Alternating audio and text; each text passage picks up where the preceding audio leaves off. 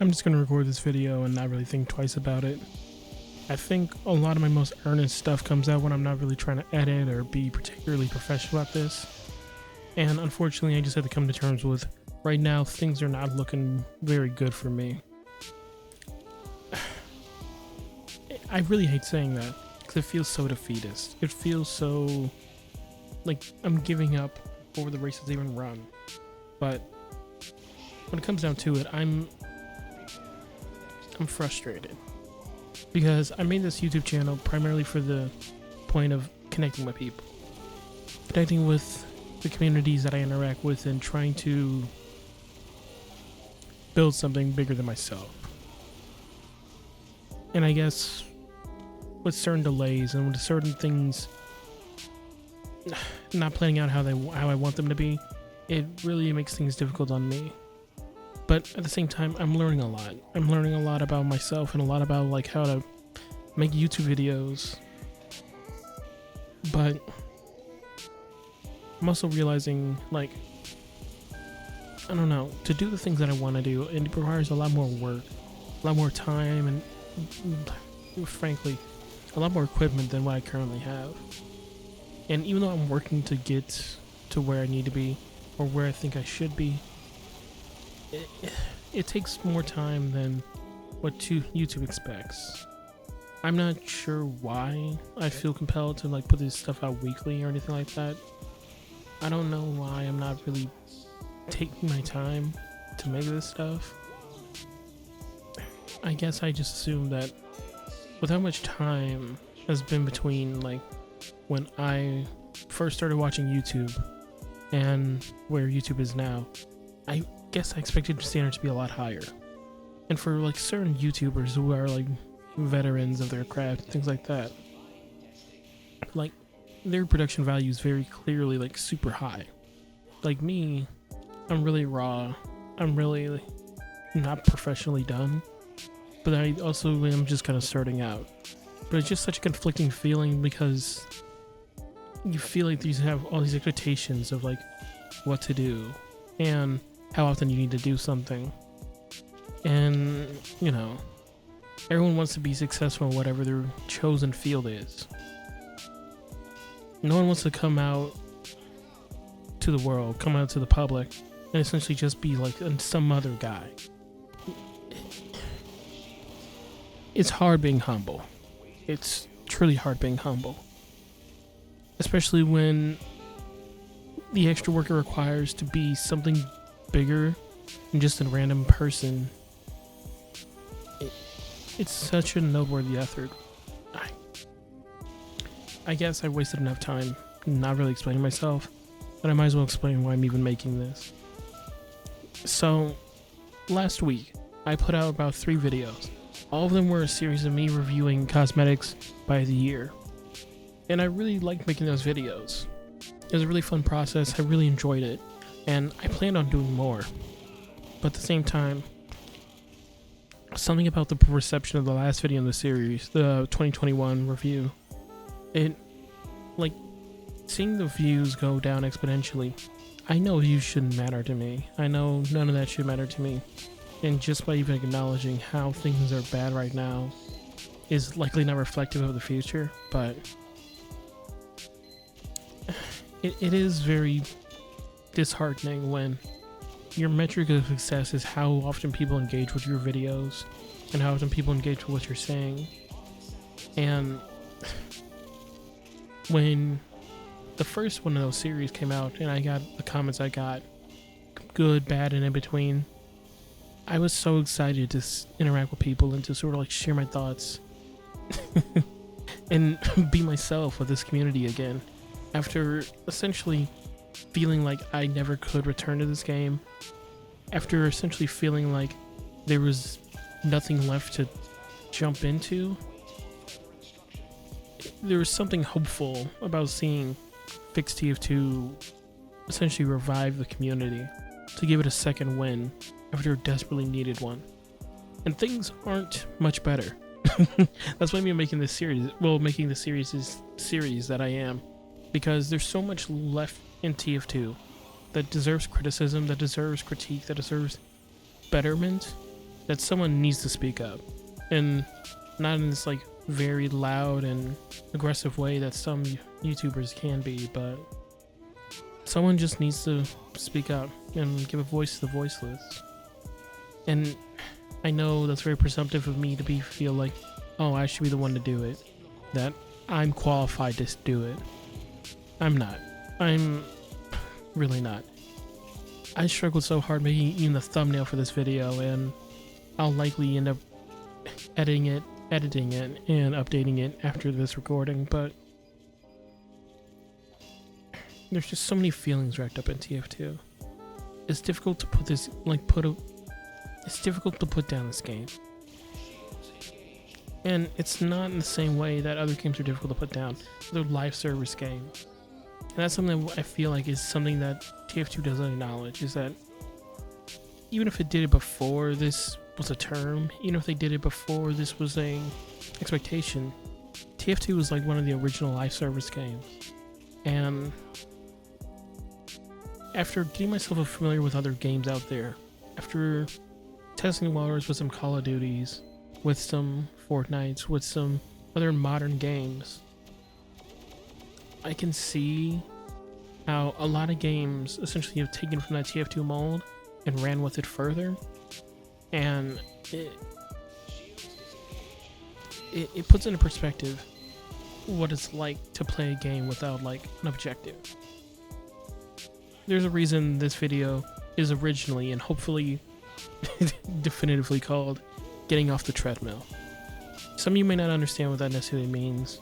I mean, I'm sure most people are gonna make the jokes that like, oh, I think most gamers should get on the treadmill, but getting off the treadmill essentially refers to me making the commitment that I'm going to stop supporting certain live service games, that I'm trying to step away from these games that are telling you, oh, don't you want to do these daily challenges, these weekly challenges, don't you want to get all these rewards, these freebies that you get for just playing and engaging with the community?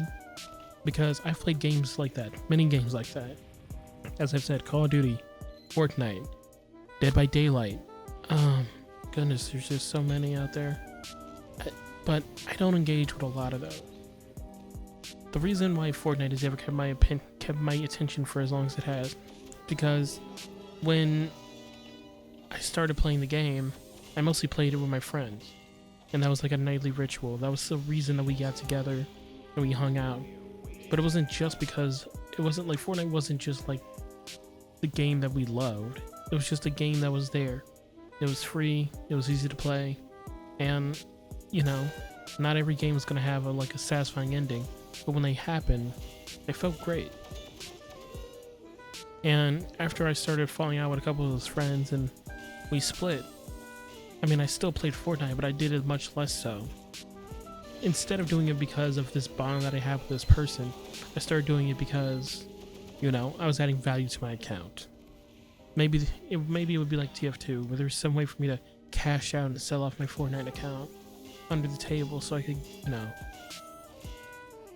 get a higher profit by getting all this random extra crap that you couldn't get anymore. I realize now that that's just another sunk cost fallacy. There's just a way for them to design the game to keep you hooked. And I think that right around the time where I thought to myself that this isn't worth it, they decided to add all these different modes that really kept my attention. The racing mode, I really wanted to learn the mechanics of that and get good with it. The Guitar Hero mode, I absolutely adore that gameplay loop. Just like self-improvement and growing more and exposing yourself to new music that you might not necessarily listen to in other contexts, but because there's just like a score attached to it, and for your ability to sort of like be ranked with other people, it has a certain charm, a certain appeal. And even though I'd still probably play that mode if it was detached from like the Fortnite launcher in any way, it's unfortunate that something that I have such an affinity for is attached to something that I genuinely don't like too much. I know that Guitar Hero still exists. If I want to go out and play, old Guitar Heroes, I can buy a PS2 and get everything hooked up. I know that Clone Hero exists. I know that all these things exist to like scratch this itch that I have. But I don't know. I don't know. I feel like being on a live service game, being in this position where you're essentially allowing yourself to get addicted to progression, to these like daily achievements, these daily little upticks in stats. It's such a detrimental thing. In a lot of ways, it's a lot like YouTube. Because like I said, I originally wanted to do quite a few different videos. Like, had I had it my way, I would have done all the way from 2023, where the series started, all the way down to like 2020, like 2019, and just ran through that series like that, and never looked back.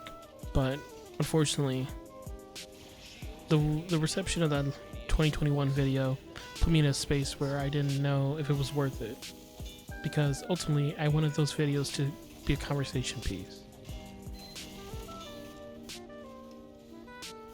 So that's a bit of a jumbled mess of a thought, but that's just me sort of talking about that. And I guess to wrap it around back to TF2 really briefly, it's just like TF2 is a live service game in the sense that you are essentially waiting for like the next content drop. You're waiting for the next thing to come around to keep you playing, to give you purpose to playing without just feeling like you're aimlessly floating through the game. I know for some people that can be like strange. It's like, oh, you're counting up the kills and you're strange, whatever. And that gives you purpose. Or once again, you have like friends to play with and that gives you purpose. But for me, it feels a lot of times like live service games when you don't have friends, or you don't have like those, dopamine uptickers, those challenges, those whatevers, like the contractor, then it really feels so aimless and sometimes soulless.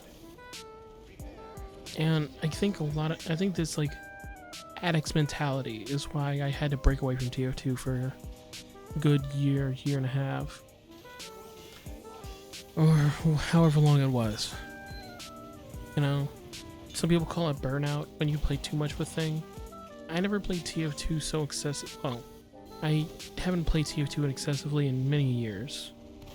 And even then, it just felt like there was never any fun to be had when playing the game. Because the most we could ever expect from like an update is just new maps. Which is great, because maps are generally some of the things I look forward to the most, but there was always so little to look forward to. There's always so little to hold you. It was rough.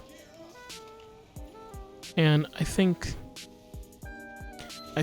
after fixed TF2 where the game was actually playable more and you can actually interact with more people, there became some more added value. Because I think TF2 is a good game for lonely people. Because you can meet some nice people out there when you're playing the game. And, you can make a friend very spontaneously, and it's great. I actually made a friend in TF2 recently, and I wasn't expecting to. I really wasn't expecting to, especially because we were bonding over essentially calling out toxic people in the community. But, I think the game has the ability to still bring people together, to bond people. It's just such a shame that the game is just still so hamstringed and minimalist, I guess you could say. A minimalist live service. But yeah, no, I think it's a good thing to get away from something like Fortnite, because it allows me to free up brain space and free up time for other things in my life.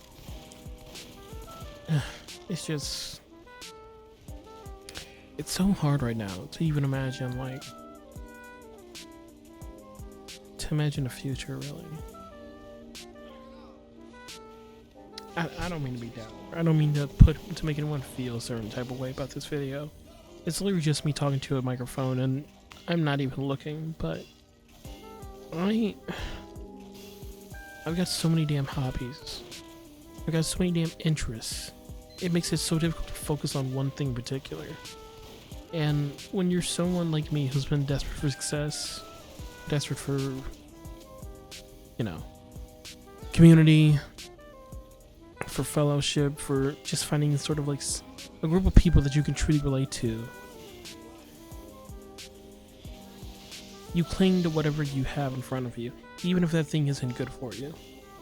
I've gotten better in recent years about discerning what's good and bad, tribe, people to keep around you. And there's times when I had to make tough decisions to walk away from people that are quite familiar, quite close to me, but you have to live with your decisions. And I feel like I have gotten to a better place. A place where I'm around people that I feel a certain warmth with, a certain connection with that isn't just going to fade upon first stressor.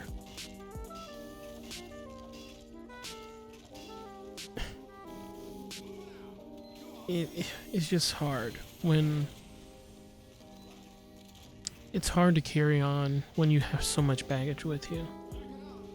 And some days the baggage is easier to hold than others, and some days you can sort of put your insecurities aside and not really mind it too much.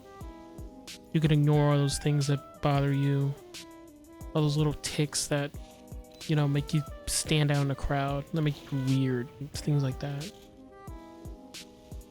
But there's some days when that stuff just weighs on you like a weighted blanket, and it gets hard to throw it off.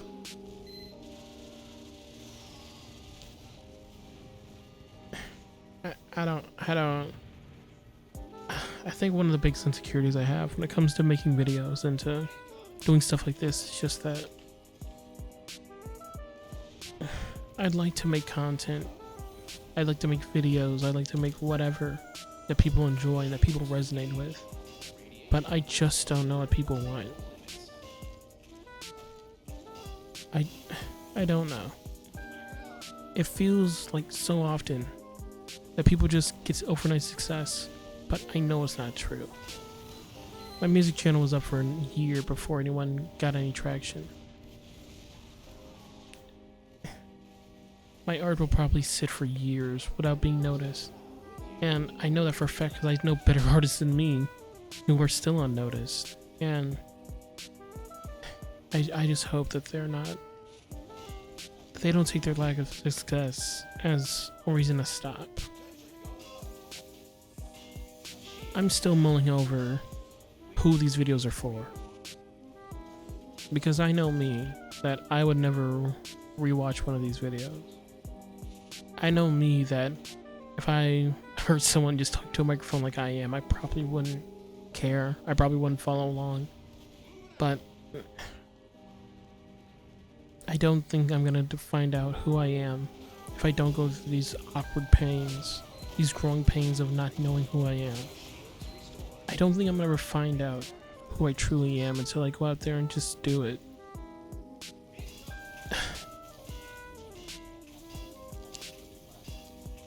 I guess the takeaway from this video is just no one wants to be forgotten, and just by spending this time with me, you're doing a great good for my self-esteem. So I'm thankful for that, and hopefully in the near future I can bring you something that you enjoy too. But yeah, I'll hang out with you guys another time. Until then, have a good evening.